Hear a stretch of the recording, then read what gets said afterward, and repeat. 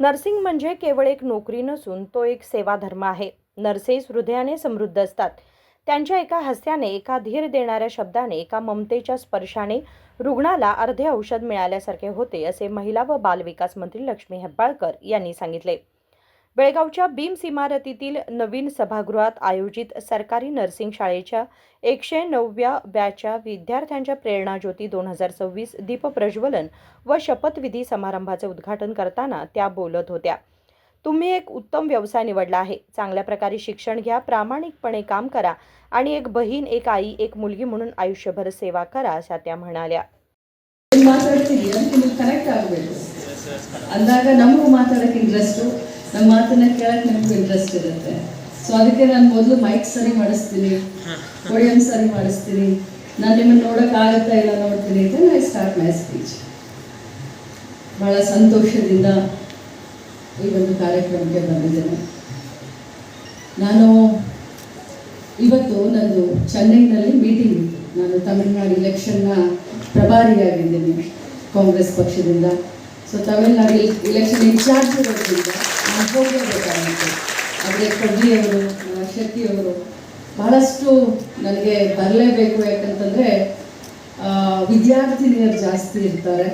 So ಅವರು ತಮ್ಮನ್ನು ನೋಡಿ ತಮ್ಮ ಒಂದು ಮಾತನ್ನು ಕೇಳಬೇಕು ಅಂತ ಅಂದ್ಕೊಂಡಿದ್ದಾರೆ ಅಂತ ಹೇಳಲಿಕ್ಕೆ ಇವತ್ತು ಮಧ್ಯಾಹ್ನ 3 ಗಂಟೆ ನನ್ನ ಮೀಟಿಂಗನ್ನು ಝೂಮ್ನಲ್ಲಿ ನಾನು ಕನೆಕ್ಟ್ ಆಗ್ತಾ ಇದ್ದೀನಿ ಅವ್ರಿಗೆ.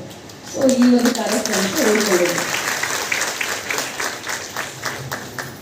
ಆತ್ಮೀಯರು ಡಾಕ್ಟರ್ PL ಸುಜಾತ ರಾಥೋಡ್ ಅವರೇ, ನಮ್ಮ ಡೈರೆಕ್ಟರ್ ಆದಂಥ ಡಾಕ್ಟರ್ ಅಶೋಕ್ ಕುಮಾರ್ ಶೆಟ್ಟಿ ಅವರೇ, ಮಡಿವಾಳಪ್ಪ ಅವರೇ, ಸಂಜಯ್ ಹಿರಾಪುರ್ ಅವರೇ, ಶಿಲ್ಪಾ ವಾಲಿ ಅವರೇ, ಡಾಕ್ಟರ್ ಉಮೇಶ್ ಕುಲಕರ್ಣಿ ಅವರೇ, ಡಾಕ್ಟರ್ ಹಿರಣ್ಣ ಪಲ್ಲೇದ್ ಅವರೇ, ಡಾಕ್ಟರ್ ಜಗದೀಶ್ ಗಾನಿಗ ಅವರೇ, ಉಷಾ ಬಂದಾರಿ ಅವರೇ, ಡಾಕ್ಟರ್ ಪ್ರಕಾಶ್ ಕೊಡ್ಲಿ ಅವರೇ. ಬಹುಶಃ ಪ್ರಕಾಶ್ ಇಲ್ಲ ಅನ್ನೋದು ನಾನು OST ಆಗಿರೋದು. ನಾನು ಅವ್ರನ್ನ OST ತಗೋಬೇಕಂತ ಭಾಳ ಪ್ರಯತ್ನ ಮಾಡಿದ್ದೆ, ಬಿಟ್ಕೊಡ್ಲಿಲ್ಲ. ಎನಿವೆ, ಮೊದಲನೇದಾಗಿ ನಾನೆಲ್ಲ ವಿದ್ಯಾರ್ಥಿನಿಯರಿಗೆ ಇವತ್ತಿನ ಈ ಒಂದು ಬಹಳಷ್ಟು ಮುಖ್ಯವಾದ ದಿನ ನಿಮ್ಮ ಜೀವನದಲ್ಲಿ, ನಿಮ್ಮ ಕರಿಯರಲ್ಲಾಗಿರ್ಬೋದು, ನಿಮ್ಮ ಕುಟುಂಬದಲ್ಲಾಗಿರ್ಬೋದು, ನಿಮ್ಮ ವೈಯಕ್ತಿಕ ಜೀವನದಲ್ಲಿ ಒಂದು ಮುಖ್ಯವಾದ ದಿನ, ಒಂದು ಕಾಲಘಟ್ಟ ಅಂತ ಹೇಳಲಿಕ್ಕೆ ಬಯಸ್ತೇನೆ. ಆ ಭಗವಂತನಲ್ಲಿ ನಾನು ಪ್ರಾರ್ಥನೆ ಮಾಡ್ತೀನಿ ತಮ್ಮೆಲ್ಲರ ಒಂದು ಉಜ್ವಲ ಭವಿಷ್ಯಕ್ಕೆ. ಇವತ್ತು ನಾನು ಸುಮಾರು ವಿಚಾರಗಳನ್ನು ನಾನು ಡಾಕ್ಟರ್ ಸುಜಾತ ಅವ್ರ ಹತ್ರ, ಶೆಟ್ಟಿ ಅವ್ರ ಹತ್ರ ಮಾತನಾಡ್ತಾ ಇರಬೇಕಾದ್ರೆ ನಮ್ಮ ಬೆಳಗಾವಿ ಬೀಮ್ಸು ಎಷ್ಟೊಂದು ಪ್ರಸಿದ್ಧಿಯನ್ನು ನಮ್ಮ ರಾಜ್ಯದಲ್ಲಿ ಮತ್ತು ದೇಶದಲ್ಲಿ ಹೊಂದಿದೆ ಅನ್ನೋದಕ್ಕೆ ನಿಜವಾಗ್ಲೂ ಬಹಳ ನಮಗೆ ಅಭಿಮಾನ ಅನಿಸುತ್ತೆ. ಈಗ ರಾಜ್ಯಕ್ಕೆ 2ನೇ ಸ್ಥಾನದಲ್ಲಿ ಇದ್ದೀವಿ. ನಮ್ಮ ಬೆಳಗಾವಿ ನರ್ಸಿಂಗ್ ಕಾಲೇಜ್ 2ನೇ ಸ್ಥಾನದಲ್ಲಿ ಇದ್ದೀವಿ. ಮುಂಬರುವಂಥ ದಿನದಲ್ಲಿ ನಿಮ್ಮೆಲ್ಲರ ಮುಖಗಳನ್ನ ನೋಡಿದ್ರೆ ಮುಂದಿನ ವರ್ಷ ಫಸ್ಟ್ ರ್ಯಾಂಕ್ ತಗೊಳ್ಳೋದ್ರಲ್ಲಿ ಬಹಳ ಕಾಣಿಸ್ತಾ ಇದ್ದೀವಿ. ದೇಶದಲ್ಲಿ 38ನೇ ಸ್ಥಾನದಲ್ಲಿದ್ದೀವಿ.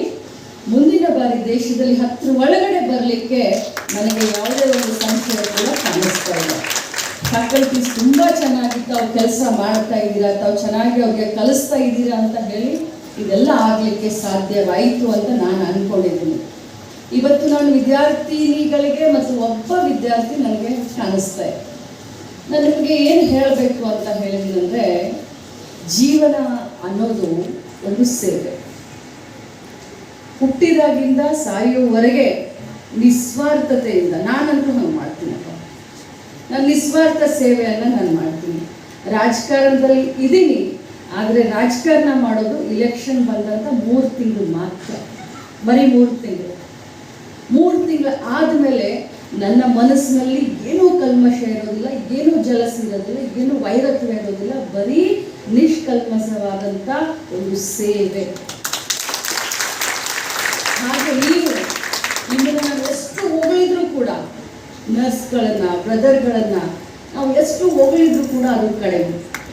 ನನಗೆ ಯಾಕೆ ಅನುಭವ ಯಾಕೆ ಬಂತು ಅಂದರೆ, ಹೋದ ವರ್ಷ ನನ್ನ ಆಕ್ಸಿಡೆಂಟ್ ಆದಾಗ ನಾನು 45 ದಿನ ಬೆಡ್ ರಿಡನ್.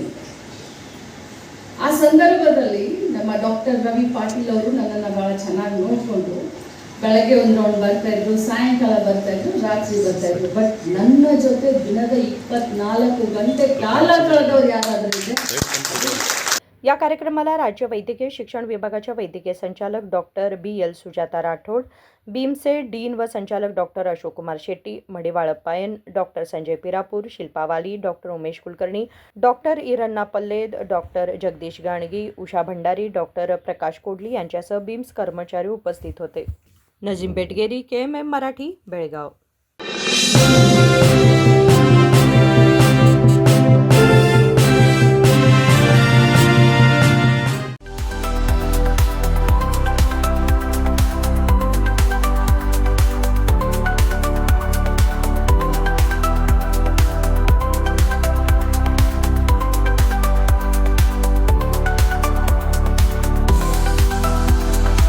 आदर्श ड्रेस सर्कल केवल पुरुषों के लिए लाए हैं ब्रांडेड शर्ट्स, टी-शर्ट्स और जीन्स की नवीनतम रेंज. आदर्श ड्रेस सर्कल, खड़े बाजार, बेलगावी.